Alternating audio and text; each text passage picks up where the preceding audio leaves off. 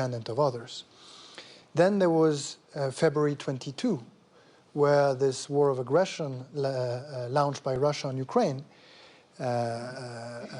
raised major questions on our energy and food sovereignty. And finally, I think the recent statements and announcements regarding the territorial integrity of a European territory under NATO protection is again raising the question of our dependency with respect to security.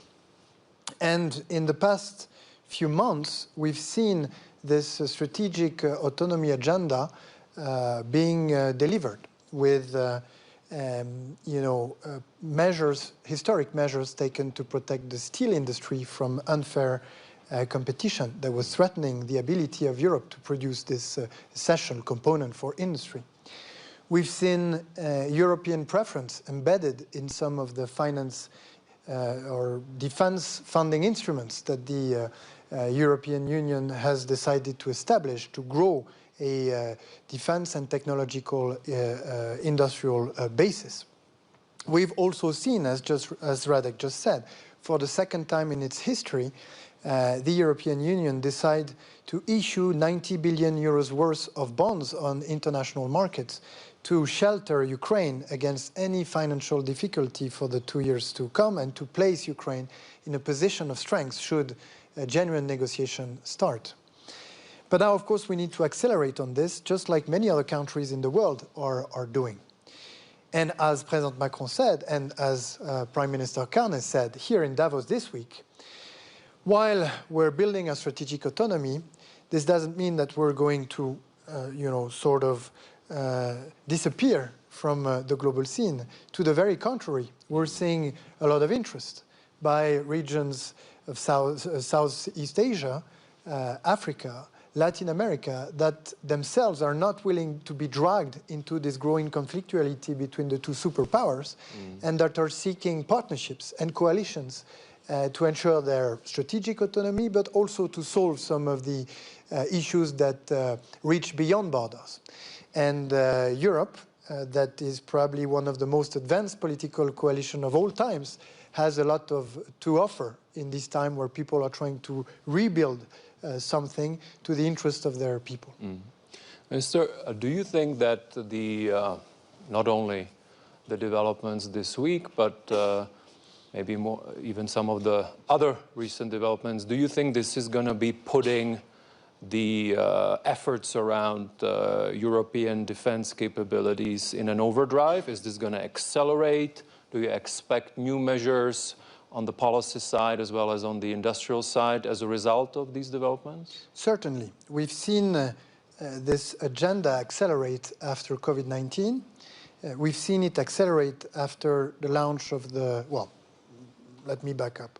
After COVID-19, the EU launched the first bond emission in its history to fund a major recovery plan that has allowed our economy to sustain the shock. After the beginning of the war in Ukraine, we have sat down in Versailles, the city where I live, in March 2022 to draft a strategic autonomy agenda for a number of sectors that are critical to sustain shocks like these ones.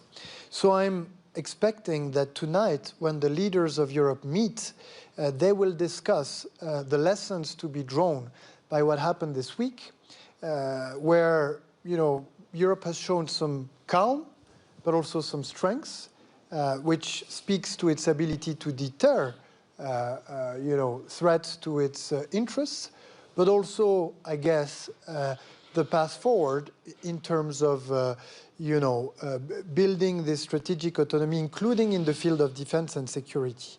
And there is hope, because when I look at what happened in Paris 2 weeks ago, when the coalition of the willing got together at the leaders level to endorse the military planification involving more than 30 countries, in close cooperation with NATO, but outside of NATO, given that security guarantees for Ukraine are a continental size problem, but that could not be solved in NATO. I think there is room and space for hope that we Europeans are able to take our own security in charge, but also to be security providers, because we've shown this in recent times. Thank you. I'll stay with the transatlantic relationship. I'll go to also Nir and Mina on that, and then we'll touch upon other issues. If I could go to you, Nir. So now it's become fashionable to say that geopolitics is material to business and that it is really driving a lot of business strategies. Is it true? And then if it's true, are developments that we're seeing, for example, this week here, really materially impacting how you make your business decisions? So the short answer is yes, big time. And let's step back for a second, because I think you have to kind of process everything beyond what's happening here this week. You know, at Bridgewater, our goal is to understand how the world works. This is what we've been doing for the last 50 years. And we'd say that we're going through probably the most dramatic period of change that we will go through in our lifetime. Mm-hmm. It's one of those periods of change that happen once in 100 years, basically. You can split it in many different ways.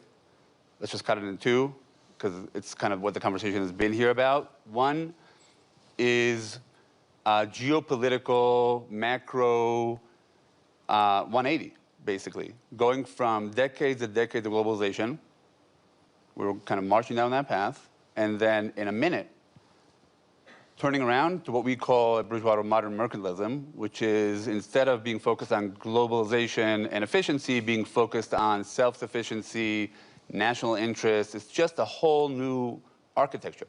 Mm-hmm. Dramatic change. It's happening at the same time where we're going through a technological disruption that is hard for us to process. And I'm not even talking about the speculation of what's going to happen with productivity. I'm talking about what's happening now.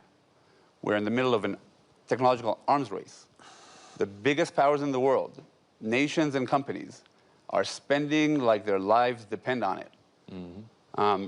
And those two things are already the main drivers of markets. So one could look from the far and say, well, it doesn't look like it's changing, but it's changed tremendously. If you look under the surface, what's happening really is that the one phenomenon is currently offsetting the other, meaning the impact of modern mercantilism, the tariffs, the questioning of U.S. exceptionalism is being offset by policy, expensive monetary and fiscal policy, but more than anything, a massive capex cycle, the biggest that we've ever seen. And just to give you a taste of it, under the surface, look, if you look at last year, I heard many times people say, look, but the S&P, it all looks the same. It's not mm-hmm. the same. Mm-hmm. The S&P did well in dollar terms. Mm-hmm. In global currency terms, it was the first time in 15 years that the U.S. equity market underperformed global markets, meaning it was the first time that it didn't pay off to be completely concentrated in the U.S. Another great example is gold.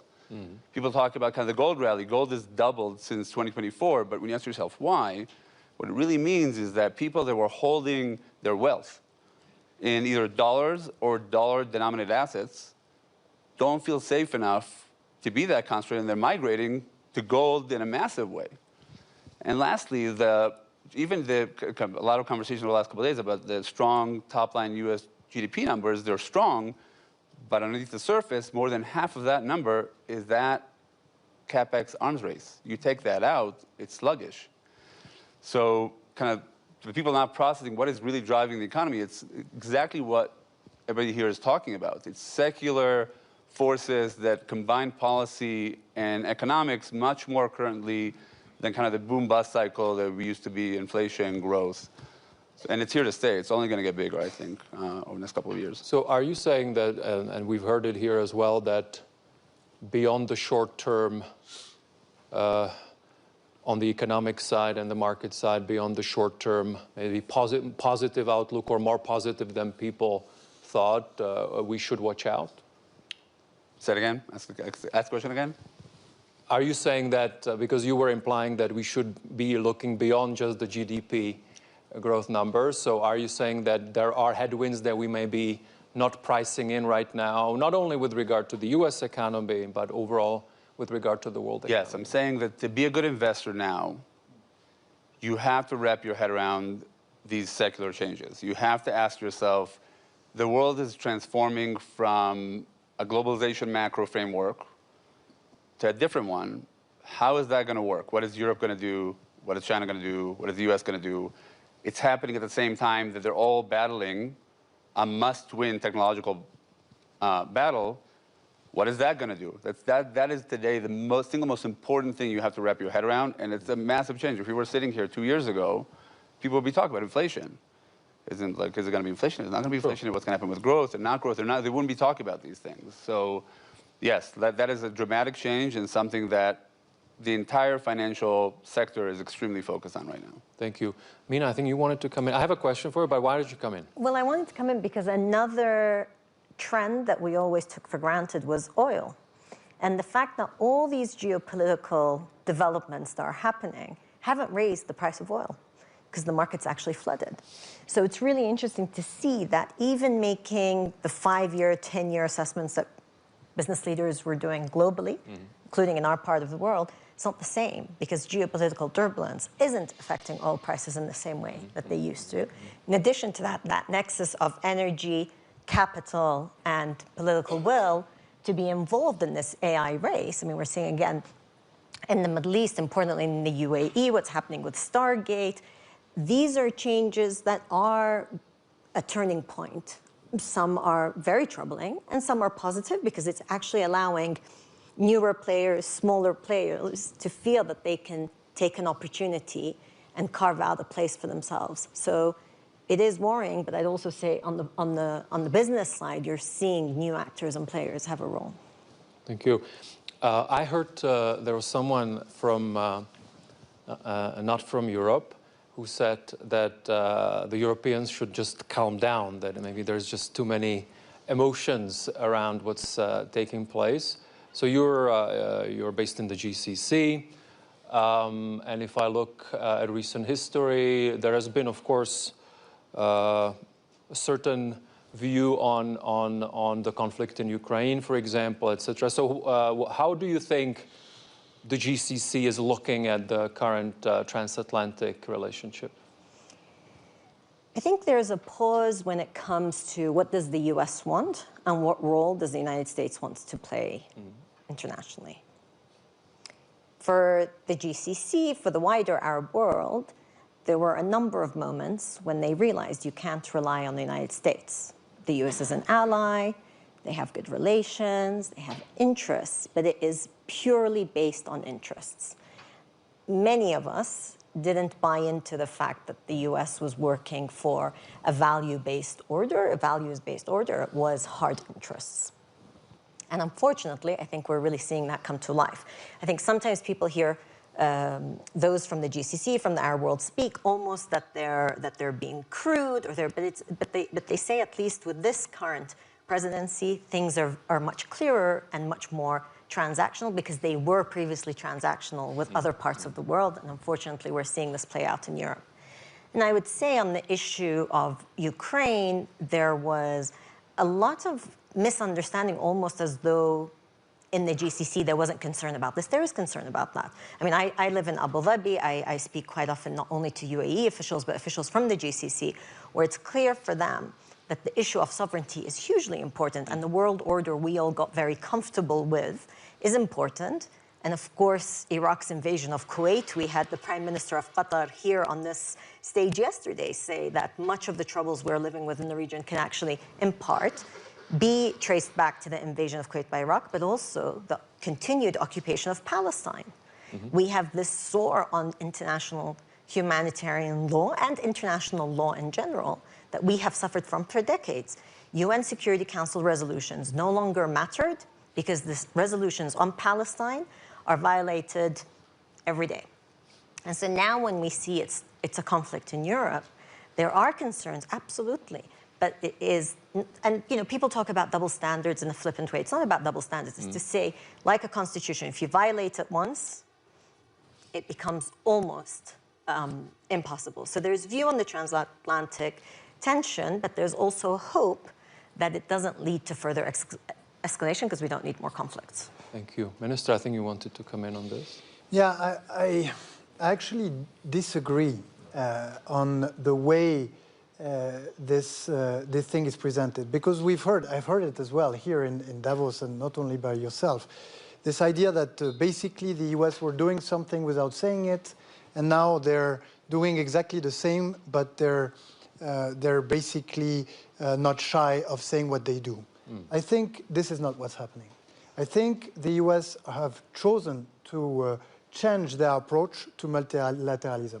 I'm not saying that multilateralism was perfect, that international law was always respected, that it was not biased, that it was not politicized, but there was something deep into American politics that was committed to multilateralism. And why?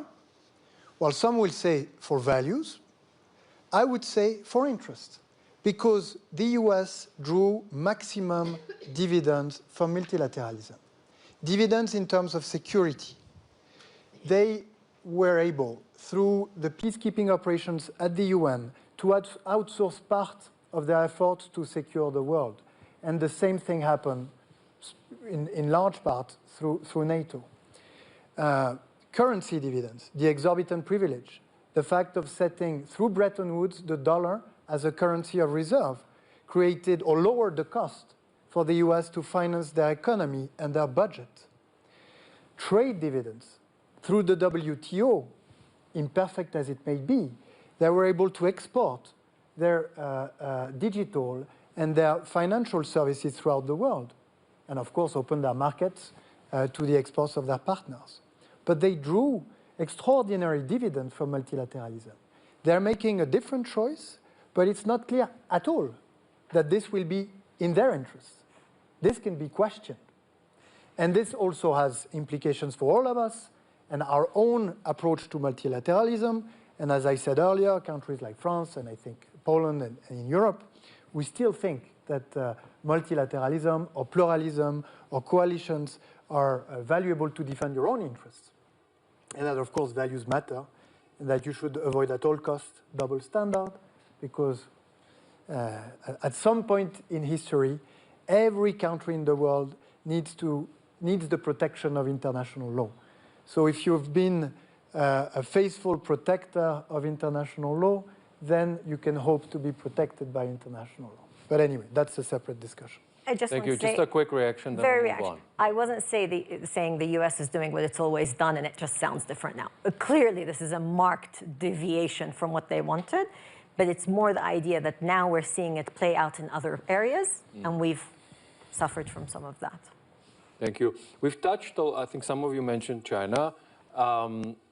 If we could speak about China a little bit. Deputy Prime Minister, I think, if I'm not mistaken, you I think in September, met the foreign minister there. But overall, how would you describe the European approach, foreign policy-wise or trade-wise, if you want to comment, toward China? And has it been clarified? There was certain nervousness, maybe a year ago, 2 years ago, around the trade relationship. Has it dissipated, or is it still something that is top of mind for European leaders? So for a few years, until a couple of years ago, China was doing wolf warrior diplomacy. It didn't work. Now it's the United States' turn. In my previous job, I was a member of the European Parliament, and I co-authored the Parliament's position on China, which to be succinct in a slogan, collaborate where possible, compete where needed, confront where necessary. So it's a much more complex relationship than the one between the West and the Soviet Union in the past. China is, of course, our biggest trading partner, mostly deficit, but still. And so it is a challenge. But we need to respond to this extraordinary rise of this great civilization. I mean, the number of engineers that they have, the number of fast trains, the domination of various markets, but also to an attempt at blackmail. I mean, China tried to do to us what the United States tried to do in terms of critical materials, what the US has tried, to do in the area of chips. But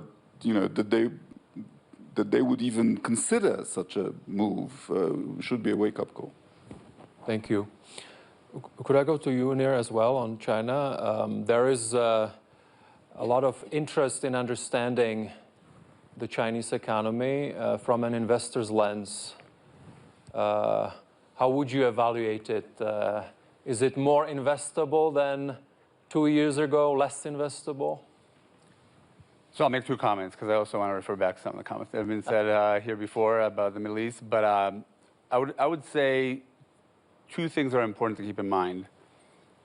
What happened, the way we got here is the entire world was on a path to globalization, like I said before. China was always playing a different game. I mean, China was always playing the game of a state-driven economy where it protected national interests. In one way, we're all now playing China's game. The conversion is kind of, and it's classic game theory, where you need everybody to collaborate because it's enough that one person is, trying to stick it to others or just working within their self-interest, and the entire game starts to shift. So they're better at playing this because they've been playing this for a long time and pretty successfully. That's kind of one thing to keep in mind. And then on whether it's investable, I would say China and Asia more broadly play an incredibly important role in people's portfolios, and they're almost always underweight for many, many reasons. So in a world that is fragmented, that has such US concentration, which is built up over decades, China is actually, and again, broader Asia, is one of the best diversifiers that you can have. Bridgewater's been in China for 40 years, including onshore. We're the largest foreign manager onshore. And even through the last couple of years where, people could say China's had its struggles, our fund there returned north of 30% per year. So definitely investable, definitely plays an important part in people's portfolios. Can I make one more comment on the things I've said before? It's going to shift to a different topic. I have to. First of all, on the history lesson on the Middle East and Israel, the UN made decisions in '48 that were contested not by Israel that started this entire fight. So the way to work through our differences, which are important because I totally agree on the suffering is terrible. Also the suffering of October 7th, the suffering of hostages that have been held for years, and the suffering in Gaza, terrible. We can't always choose to start the conversation from the place that's most comfortable to us. And to step back, I'd say that about the world more broadly a little bit, because these changes are so massive. The biggest question is not whether things are going to change, it's how are we going to come out of this on the other side? It's going to be better or it's going to be worse. Yeah. And I would go to the 1930s, not because it's the same, but because these changes happen once in 100 years. I think it's a good way to kind of look at, we had disenfranchised people and disenfranchised nations that made political choices to challenge the world order. By the way, we had a backdrop of a technological race for nuclear capabilities that promised world dominance and ability to set the new world order, and it ended with Bretton Woods and the nuclear bomb and the end of the World War, and started an era that lasted up until now. Because what's happening now is, again, disenfranchised people within nations, disenfranchised nations, are saying, I'm going to make political choices that are going to change the world order. Again, we have the backdrop of a technological arms race that promises world dominance and the ability to set the next world order. And the question about whether this is going to end up in a massive war, I'm the grandchild of a grandmother that lost her entire family in the Holocaust, is up to the people here in Davos. Are we going to manage it well, or are we going to let it get out of control? And for that, we both have to put each other in each other's shoes and say, we owe this to so many people that rely on us. Not to just argue our position, but to say, how do we manage through change well? Can I respond? Because it wasn't a history lesson. Yeah. I'm a student of history. It would take us much more than 45 minutes for me to go through the history of the Middle East. I actually want to go to another diplomatic development here, which is the Board of Peace that was launched here. Maybe I could start with you, Mina, and you can all come in if you want. So how do you look at it? How does this then relate, in your view, to the chance of sustainable peace between the Israelis and the Palestinians? I mean, look, I think it's best for Israelis and Palestinians to talk about what the chance of peace is, because ultimately it'll be for them to decide. The Board of Peace comes after much suffering, but also comes after much failure of all the processes. I mean, the peace process became something that was managed. Meetings were held on a regular basis just so that somebody could say, oh, we're trying to solve this, and nothing. So good for anyone who thinks we're going to come up with a plan and we're going to pull people. You know, you had people on stage there from various countries, some immediately affected and some surprising. You wouldn't expect that they're involved. So I think that's important, to get that buy-in, to get and renewed energy. Whatever you think of the Trump administration, when they want to put their mind to something, they can pull people together. Mm-hmm.